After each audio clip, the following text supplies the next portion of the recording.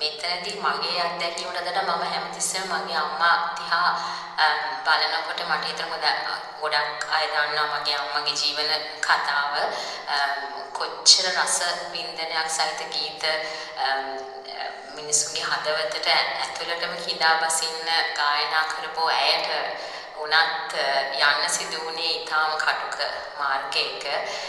ඉතින් ආදරේදී අම්මාට නම් කුඩා කාලේදී අම්මට ආර්ථික දුෂ්කරතා තිබුණාට මං හිතන්නේ ආදරේ අඩුවක් නම් තිබුණේ නැහැ කියන එකයි. නමුත් තරුණ වියේදී ඉඳලා අම්මට එහෙම ආදරය හරියට වින්දාද කියන එක මට අදටත් ගැටලුවක්.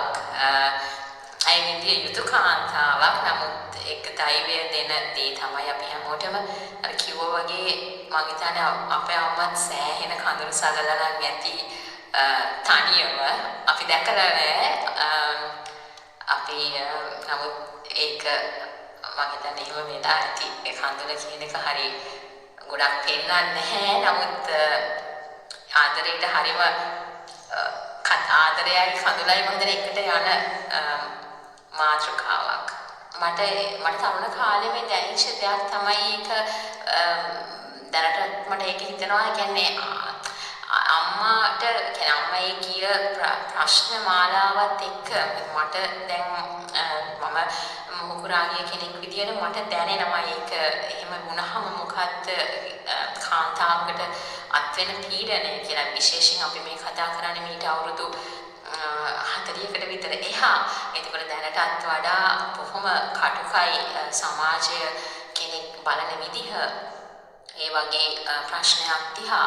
එතකොට මට හිතෙනවා අම්මට එහෙම ලෝම එපා වී ලෝම කලකිරී ඉන්නේ නැති කවුරු හරි එතනට හිටියා නම් ඉන්නත් ඇත්තීද කියන්නේ ඉන්නේ නැති කෙනා අම්මට කවුරු හරි අම්මගේ මාව පියා හෝ කෙනෙක් කව නැත්නම් විතරදී අපි ආදරය ගැන කතා කරනකොට ආදරය කරන කෙනෙක් Tamanට ඉන්න ඕනේ කියන එක තමයි මට දැනෙන්නේ මේ ගීත වලින් ඇත්තටම Tamanට ඒක දැනෙනවා කියන්නේ කොච්චර සමහර තැන් තියනවාද මොකද අපි මේ ශෘංගාරය ආදරය කරම අපි හිතනවානේ මේ ගොඩක් වෙන පැති ගැන අපි හිතනවා.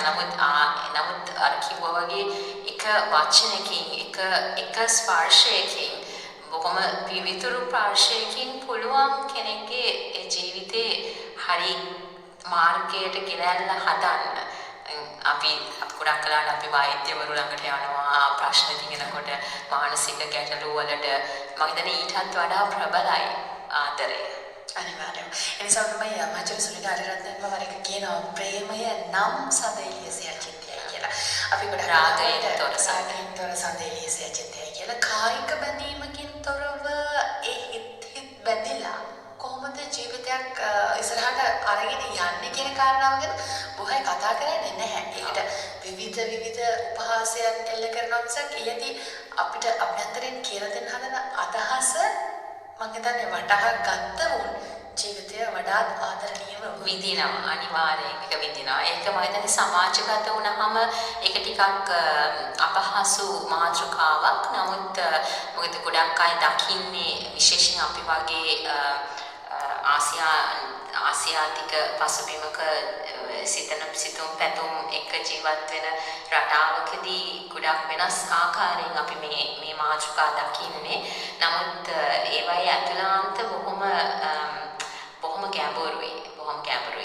කියන්නේ ආදරය කියන එක මම හිතන්නේ මිනිස්සුන්ට නැතුව ජීවත් වෙන්න බෑ. ඒක අපි ඕක කියලා කියනවා නම් මම හිතන්නේ ඒක ඇත්තක්ම නෙමෙයි. ඒක ආධ්‍යාත්මික සෝය ගත්තොත් මම හිතන්නේ පුළුවන්. නමුත් ඒක අපි හැමෝටම එච්චර දියුණු වෙලා නැහැනේ. අපි ඉතරට යන්න තරම් ආධ්‍යාත්මිකව එහෙම නැත්නම් ලෝකෝත්තර සෝය කියලා කියන්නේ මම හිතන්නේ අපිට අවබෝධන තුලින් තියෙන්නේ. එතකොට අපිට ඒක ඕනේ. ඒක කොයි විදිහකින් හරි අවශ්‍යයි. මමයි අක්කයි දෙන්නම එක වසරේ ඉඳලාම ලෝකේකට අන්ලා විද්‍යාලයට ගියේ.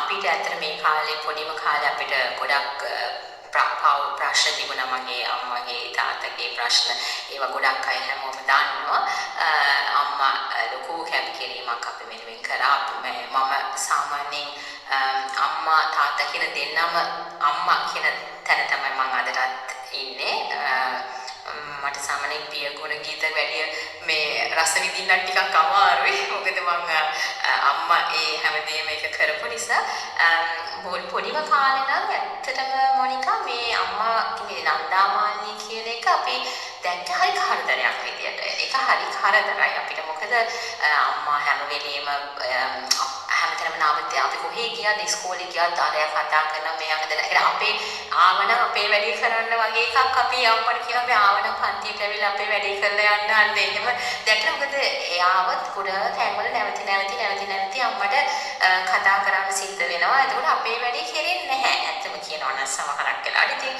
හරිම කරදරයක් විදිහට තමයි ඒක පොඩි කාලේ දැක්කේ හැබැයි ලොකු වෙනකොට ඒක හරි ගෞරවයක් වුණා ඒක නිකන් අපිටත් හරි ලොකු තැනක් වගේ